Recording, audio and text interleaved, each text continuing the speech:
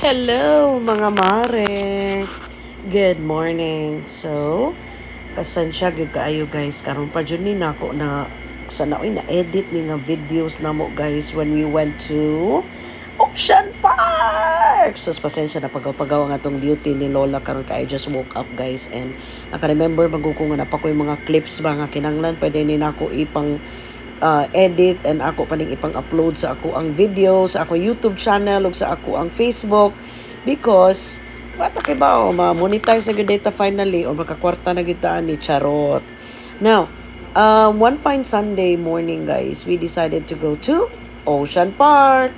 Kaming tulo ra ana guys, of course, just us three. Kay kami naman gyud na pirmi magkuyog. And nanapoy pickleball dre guys, ay tan-awan ning pickleball dre sa SM seaside. Bisag asa na lang gining pickleball no. Mura gini siya mushroom, bisag asa na lang gini siya mong sulpot.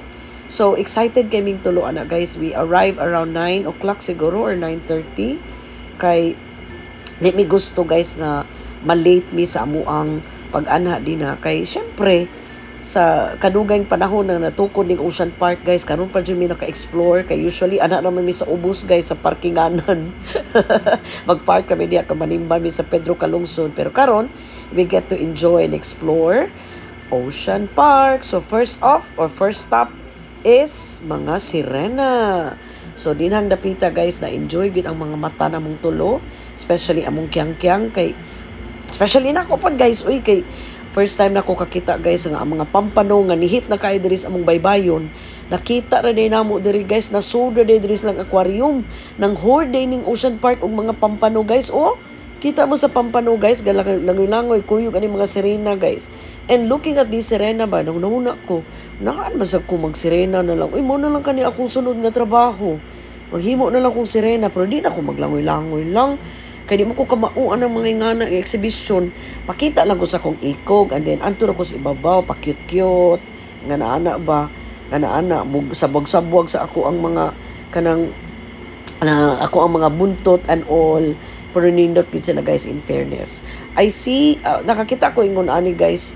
Wa jud ko kakita but nakalabay jud ko ani when I went to Hong Kong last 2010. Sus dugay na kay panahon. We were supposed to part sa among itinerary is to go to Ocean Park. But I don't know with some unforeseen events, dito na lang mi na hansak gid sa Disneyland guys. Wala mi nakadiretso gid sa Ocean Park. Pero it's okay. Ang importante nga karon I get to experience kung unsa gid ang sulod anang Ocean Park. Although kumpara nimo sa lugar dito sa Hong Kong, mas dako gito ilang area dito kumpara diri sa SM Seaside. But it's okay oy. I'm glad nga ang kining SM Seaside ba maski mahal to ni siya guys.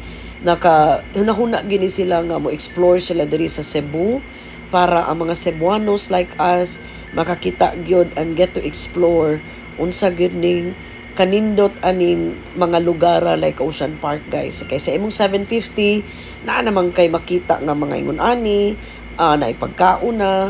I don't know lang sa kuana kung libre bagi po na pagkaon but diri na naman may libre pagkaon din okay ra kayo di ba? Imo na lang is you grace the show, enjoy the scenery together with your loved ones of course kay di gid kabayran guys ang panahon na magkakuyog mo sa imong family tama mo ang ginaapas ginako guys always sa ako ang paglakad-laag aning ako ang kaming tulo. And after that guys nagadto din mi sa bird sanctuary kunoy tawag ana. Medyo init lang na diyang lugar guys kay open man gud siya ba udto na ba nang dako. So if I were you, bring always your water and don't forget to put sunblock gid sa inyong naong kay medyo init-init gid yang dapita guys. And then suri-suri mi diyang dapita sa mga langgam, sa mga mananap nga wa pa na mo makit-i ever. And nakita gid ako sa naong ni Kian sad guys nga maski tuog 14 anyos na ni siya karon guys or 15 anyos na ni hapit karon pa siya naka-experience ni it's okay anak ang importante kuyog tang tulo ni papa nindot kita tug naa pa silang ken pay kuyog na mo merci lang sa sunod mga niday ming 5 diri guys so mas enjoy di ba kung daghan the more the merrier and then kana siya na lang akong ipagunit ana sa camera guys kay gusto ko ma-explore ginako guys ang mga mananap nga wa pa na ko makita sama ana nga nung green man nga may python uy yung ganun ga Ganong hilo mo kay na siya din ang kumpayot dis kahoy. Ngilo kayo guys. Napayusa guys oh. Yucks, yellow python nga busog kaayo oh. Kung kita pa nako ang hulma sa iyang tiyan guys kay nagkaon siyang manok. Yucks. Pero it's okay. Puyo lang ka diha, ana ra ka diha. For viewing purposes ra ka. Yan na pwede rin oh. Unsa man iguana? Oh, iguana daw ni siya guys. Pero saan? Ganila, Argentine red tagu. Argentine red tagu dito siya. And then we explored Seven Seas kuno din hidapita. Ubos-ubos ni siya gamay ni naog ni ani diri sa may after atong sanctuary, bird sanctuary. And then naasay mga fish gyapon. Bugnaw na diring dapita. Ya daghan lang gyapon kay tao, mga spectators, mga Cebuanos. And then we went up. Ka-remember ko ani ni Saka na pod mi ani guys kay na may schedule lagi.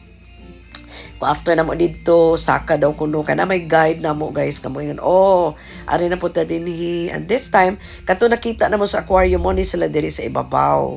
Mo ni ang scenery ana di ay. So diri na dayon mi sa mga penguins. Oh nice kaayo daghan kay tao anang adlaw guys. I don't know what happened but pertig yung daghan na. So imagine kung tag 750 na guys. Ipha na guys how many millions ang nakwarta ni SM anak guys, di ba? So you can just imagine guys the income on a daily basis nga naa ato. Pero kung wala po ni mga SM nang invest diri sa Cebu guys, wa man sad taan ni nga wa sa tay kwarta mo invest. Okay ko na ni guys oy. And mao na ang mga penguins guys, mga bibo kay ng mga animalis na sila.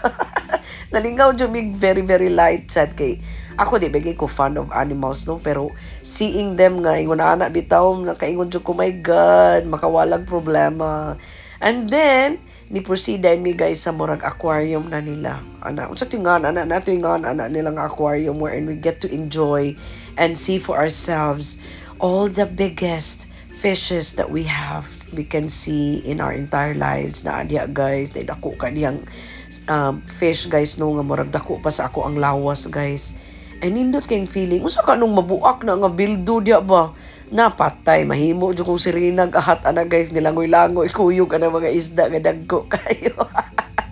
Pero si Kian ako jud siyang gib sa Barandia guys the entire time that we went to Ocean Park. Lingaw jud kay ang bata. Tanawa guys, dako pa na ako ng isda guys. Yan mo na imong kauno na. Kuwang ako sa kasimana nga makahurot mga na isugba, kinilaw, tinolas, Ginoo ko in town, kadagko ba ning mga isda diri oy.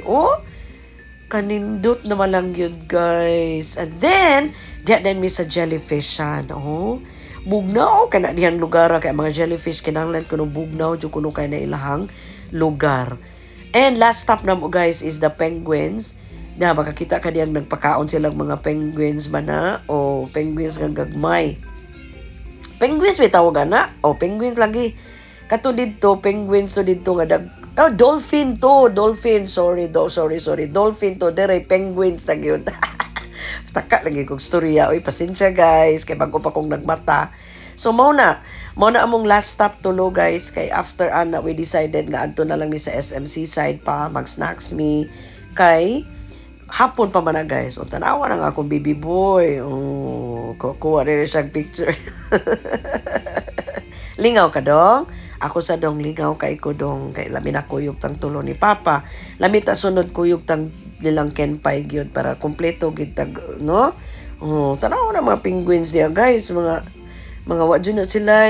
Wala isa'y problema guys. Ang ila ra gyud is ana-ana ra gyud na sila din na pakita-pakita sa ilahang mga ilang mga langoy-langoy din guys. And afterwards, wala na yun. Ana din sa SMC side, nagpamasahe ang lola nyo. Maulang na guys ang akong vlog for today. Enjoy life lang kita guys, maski glisod. Bye-bye for now. Mwah!